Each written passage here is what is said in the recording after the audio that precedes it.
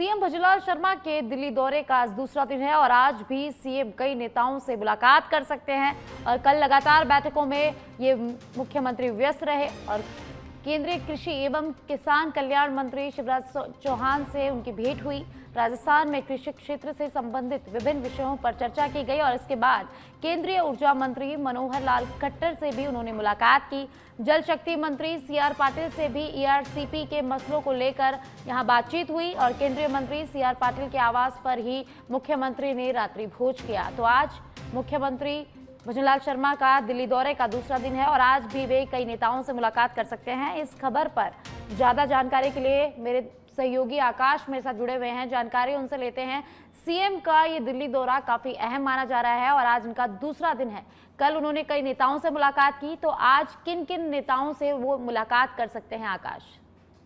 जी देखिए साक्षी, राजस्थान के विकास के लिहाज से, राजनीतिक विकास के लिहाज से सीएम भजनलाल शर्मा का ये बड़ा ही महत्वपूर्ण दौरा है और दौरे का दूसरा दिन है। कल शाम वे दिल्ली आए थे। सबसे पहले वो केंद्रीय कृषि मंत्री शिवराज सिंह चौहान से मिले, वहां करीब 50 मिनट उनकी मुलाकात हुई। उसके बाद संसद भवन में मनोहर लाल खट्टर से मुलाकात के बाद सीआर पाटिल जो केंद्रीय जल शक्ति मंत्री है और मंत्री राजस्थान के लिहाज से इसीलिए महत्वपूर्ण है क्योंकि ईआरसीपी जैसी बड़ी परियोजना है जिस पर विकास को लेकर दोनों नेताओं के बीच कल चर्चा भी हुई है। उसके बाद सीएम जोधपुर हाउस आ गए और अब रात्रि विश्राम उनका वहां जोधपुर हाउस पर हुआ। आज सबसे बड़ी खबर ये कि कुछ लोगों का कहना है, सूत्रों के अनुसार ये बातचीत है कि आज संसद भवन में प्रधानमंत्री मोदी से भी सीएम भजनलाल शर्मा की मुलाकात हो सकती है।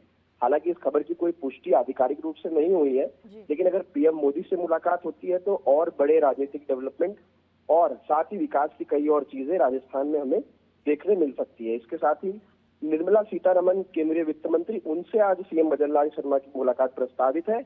उनसे भी राजस्थान के विकास पर चर्चा होगी, जैसे ईआरसीपी जैसा बड़ा प्रोजेक्ट जिसपे वित्त का जो विभाग है, वित्त का जो मंत्रालय है, उसकी एक बड़ी भागीदारी है, बड़ा उसमें खर्च व्यय आने वाला है। तो कई विकास की चीजें हैं जिसको लेकर सीएम लगातार केंद्रीय मंत्रियों से मुलाकात कर रहे हैं। साक्षी जी, बहुत बहुत धन्यवाद आकाश जानकारी के लिए। तो मुख्यमंत्री भजनलाल शर्मा दिल्ली दौरे पर हैं और आज उनका दिल्ली दौरे का दूसरा दिन है। कल कई नेताओं से उन्होंने मुलाकात की, पूरे दिन लगातार बैठकों में वो व्यस्त रहे और आज भी कई नेताओं से वो मुलाकात कर सकते हैं। सूत्रों के हवाले से खबर सामने आई है कि वो पीएम मोदी से भी मुलाकात कर सकते हैं। वहीं वित्त मंत्री निर्मला सीतारमण से मुलाकात का उनका कार्यक्रम प्रस्तावित है। विश्व बाघ दिवस 2025 पर आज विशेष आयोजन होगा। प्रदेश के सभी 5 टाइगर रिजर्व में पौधारोपण कार्यक्रम होंगे। प्रत्येक टाइगर रिजर्व क्षेत्र में 2-2 हजार पौधे रोपे जाएंगे। वहीं सभी टाइगर रिजर्व को प्लास्टिक मुक्त क्षेत्र घोषित किया जाएगा। रणथंभौर में बागिन T16 मछली की भव्य श्रद्धांजलि होगी और जोगी महल गेट के पास मछली की विशाल प्रतिमा लगेगी। प्रतिमा का अनावरण वन मंत्री संजय शर्मा करेंगे। वहीं कार्यक्रम की अध्यक्षता कृषि मंत्री डॉक्टर किरोड़ी लाल मीणा करेंगे। विधायक जितेंद्र गोठवाल भी कार्यक्रम में मौजूद रहेंगे। वहीं आयोजन में पर्यावरण संरक्षण का संदेश दिया जाएगा। मुख्य वन्यजीव प्रतिपालक शिखा मेहरा भी कार्यक्रम में मौजूद रहेंगी। तो आज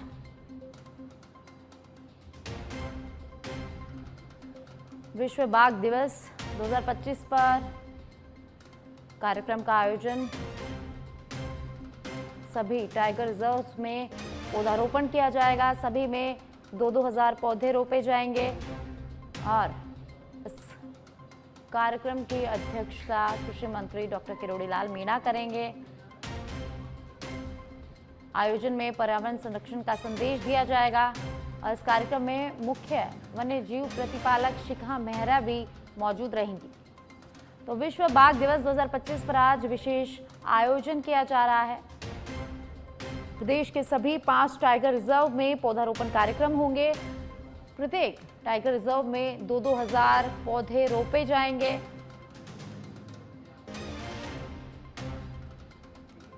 राजस्थान को खूब भिगो रहा मॉनसून। राजस्थान के कई जिलों में आज रेड अलर्ट भरतपुर, धौलपुर और करौली में भारी बारिश का आज रेड अलर्ट जारी किया गया है। 5 जिलों अलवर, बारां, दौसा, कोटा और सवाई माधोपुर में भी भारी बारिश का ऑरेंज अलर्ट जारी किया है। वहीं 19 जिलों में येलो अलर्ट जारी किया गया है। 2 अगस्त से भारी बारिश से राहत मिलने की यहां उम्मीद जताई गई है। तो प्रदेश में लगातार बारिश का दौर जारी है, लगातार भारी बारिश हो रही है और इसी के चलते कई जिलों में रेड अलर्ट जारी किया गया है, तो कई जिलों में ऑरेंज और 19 जिलों में येलो अलर्ट और यहां जारी किया गया है। प्रदेश में लगातार बारिश हो रही है और जनजीवन इस बारिश से अस्त व्यस्त हो गया है। सड़कों पर पानी भरा हुआ है, पानी में गाड़ियां डूबती नजर आ रही है। भरतपुर जिले का कपरोली गांव जलमग्न हो गया, जिसके चलते ग्रामीणों का जनजीवन अस्त व्यस्त हो गया है। ग्रामीणों का कहना है कि ग्राम पंचायत अघापुर के गांव कपरोली गांव का 8 दिन से संपर्क जिला हेडक्वार्टर से टूट गया है। वहीं गांव के चारों ओर पानी इस कदर भरा हुआ है कि उसके आगामी सप्ताह में भी खाली होने के आसार यहां नजर नहीं आ रहे। सच बेधड़क की टीम गांव कपरोली पहुंची तो सबसे पहले टीम की चुनौती थी कि गांव तक पहुंचना। ऐसे में गांव के करीब 1.5 किलोमीटर पूर्व एक ऐसी क्षतिग्रस्त पुलिया मिली कि पूर्ण क्षतिग्रस्त थी। ग्रामीणों ने बताया कि गांव में अब न तो स्वच्छ पीने के लिए पानी है और न ही ग्रामीणों के पास खाद्य सामग्री। लोगों की खाद्य सामग्री भी अब लगभग खत्म होने पर कगार पर है। वहीं गांव से कई परिवार तो इस समस्या से तंग आकर पलायन तक कर चुके हैं। गांव वालों ने यह भी आरोप लगाया कि गांव में हर वर्ष इसी तरह पानी भर जाता है। बता दें कि भरतपुर संभाग में आज और कल तेज वर्षा के लिए रेड अलर्ट जारी किया गया है।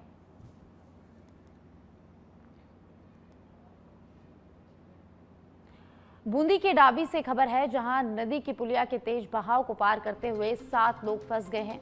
एसडीआरएफ और सिविल डिफेंस की टीम ने रेस्क्यू किया। रेस्क्यू ऑपरेशन में सफलता यहां मिली है। नदी में फंसे 7 व्यक्तियों को सुरक्षित बाहर निकाला गया। डिप्टी हेमंत गौतम, तालेड़ा तहसील के तहसीलदार थाना अधिकारी हेमराज शर्मा भी मौके पर मौजूद रहे। तो बूंदी के डाबी से खबर है, जहां पुलिया पार करते हुए 7 लोग नदी में फंस गए और एसडीआरएफ की टीम और सिविल डिफेंस टीम ने रेस्क्यू ऑपरेशन चलाया लोगों को बाहर निकालने के लिए और इस रेस्क्यू ऑपरेशन में टीम को सफलता मिली। एसडीआरएफ और सिविल डिफेंस टीम ने 7 लोगों को सुरक्षित बाहर निकाल लिया।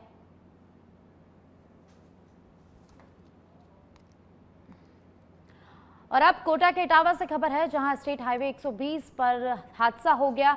ट्रैक्टर पलटने से चालक की मौत हो गई। पीपलदा शाहनाबदा के बीच खाड़ी के ऊपर ये पूरा हादसा हुआ। पीपलदा से अपने गांव जाते समय ये हादसा हो गया। इटावा पुलिस के सहायक उप निरीक्षक महावीर प्रसाद मौके पर पहुंचे। घटनास्थल का जायजा उन्होंने लिया। तो कोटा के इटावा से खबर है, जहां स्टेट हाईवे 120 पर भीषण हादसा हो गया। ट्रैक्टर पलटने से ट्रैक्टर चालक की मौत हो गई।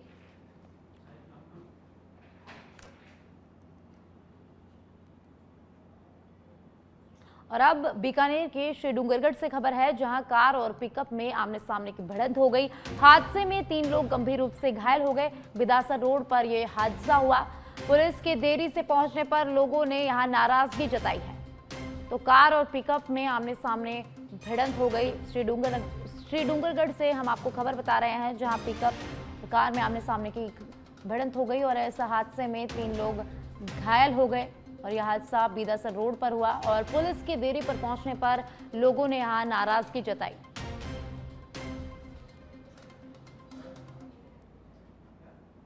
जयपुर ग्रामीण क्षेत्र के साभरिया कस्बे के में ढूंढ नदी उफान पर है।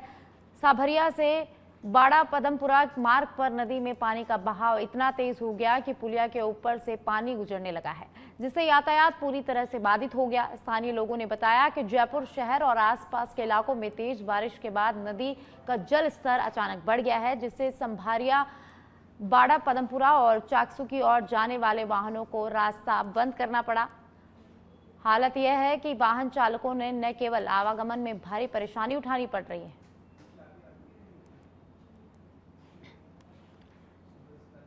अलवर पुलिस महानिदेशक राजस्थान जयपुर और महानिरीक्षक जयपुर रेंज के निर्देश पर अलवर जिले में 2 दिवसीय एरिया डोमिनेशन। और इस अभियान के तहत अलवर पुलिस अधीक्षक सुधीर चौधरी के नेतृत्व में 401 पुलिसकर्मियों की 91 टीमें गठित की गई। जिले भर में 532 स्थानों पर दबिश देकर कुल 604 आरोपियों को गिरफ्तार किया गया है। एसपी सुधीर चौधरी ने मीडिया को बताया कि पकड़े गए आरोपियों में वांछित अपराधी, साइबर ठग, वारंटी मारपीट के आरोपी और विभिन्न मामलों में वांछित व्यक्ति शामिल है। जी वाला प्रकरण है, उसमें परिवादी मेरे पास में पेश हुए थे। उसमें उन प्रार्थी को मैंने डिटेल में सुना है। उनमें उनके सभी बिंदुओं पर मैंने उनका जो भी व्यू था वो जाना है। इस संदर्भ में एक जांच डिप्टी एसपी द्वारा की जा रही है, जो कि एएसपी आईपीएस अफसर हैं। उसके अलावा इसमें एक न्यायिक जांच भी चल रही है। तो उनको मैंने यही बताया कि जब एक बार न्यायिक जांच शुरू हो जाती है तो उसके पश्चात उस न्यायिक जांच के रिजल्ट के बाद ही पुलिस कोई कार्रवाई कर पाएगी। जो भी न्यायिक जांच में सहयोग पुलिस की तरफ से होगा वो बिल्कुल हम करेंगे। और परिवादी को भी मैंने ये रिक्वेस्ट की है कि आप जो पुलिस की जांच में पूरी तरह सहयोग करें। यदि कोई आपका फिर भी कोई ग्रीवेंस रह जाता है तो हम और कोई सक्षम अधिकारी से। नागौर जिले के मेड़ता सिटी के रियाबड़ी उपखंड क्षेत्र के थावला कस्बे में स्थित kids corner children's academy secondary school के मुख्य रास्ते को खनन माफियाओं ने जेसीबी से खुदवाकर पूरी तरह से बंद कर दिया। जब दबंगों ने स्कूल तक आने वाले आम रास्ते को जेसीबी से खोदकर आवाजाही पूरी तरह से बंद कर दी। स्कूल की हिस्सेदारी खातेदारी जमीन पर बिना अनुमति के जेसीबी से रेत का परिवहन किया जा रहा था। स्कूल संचालक ने इस अवैध कार्य पर आपत्ति जताई और न्यायालय से स्टे ऑर्डर भी प्राप्त कर लिया, लेकिन कोर्ट के आदेश के बाद बौखलाए खनन माफियाओं ने रात के समय आक्रोश में आकर स्कूल की तरफ जाने वाले रास्ते को जेसीबी से खुदवा दिया। यह मामला थावला बाईपास के महज 300 मीटर की दूरी पर स्थित स्कूल का है, जो रियाबड़ी क्षेत्र में शिक्षा के क्षेत्र में अग्रणी संस्थान माना जाता है। ये आम रास्ता है जो कि यहाँ से सभी ढाणियों से जुड़ता है। ये रास्ता जबरन गुंडाई करते हुए आज खोद दिया गया पूरी तरीके से। इसी रास्ते से स्कूल का आवागमन है। किसने खोदा है इसको? यहाँ पे रहने वाले कुछ रामलाल और इस तरह के कुछ लोग हैं। ये प्रॉपर्टी डीलर है। इन लोगों ने उनको उकसा करके ये सारे काम करे हैं। क्या कारण रहा है इस रास्ते? कारण तो जबरदस्ती है, अपनी गुंडाई दिखाना चाहते हैं कि इसके आगे निकल ही नहीं सकते और आपको यहाँ रहना है तो हमारे तरीके से रहना पड़ेगा। बस इस तरह की हरकतें। अब रास्ता जब तोड़ दिया है तो क्या एक्शन रहेगा स्कूल की कल तरफ इस से? पे स्टे भी आ रखा था आगे की पूरी जमीन पे, उसके बावजूद भी इन लोगों ने ये रास्ता जबरदस्ती बंद कर दिया है प्रशासन के आने के बाद भी। और स्कूल तो बंद रहेगा। क्या मांग रहेगी आपकी प्रशासन से? स्कूल खुलेगा ही नहीं जब तक ये रास्ता और इस ऐसे आदमी को अरेस्ट नहीं किया जाए। ये आम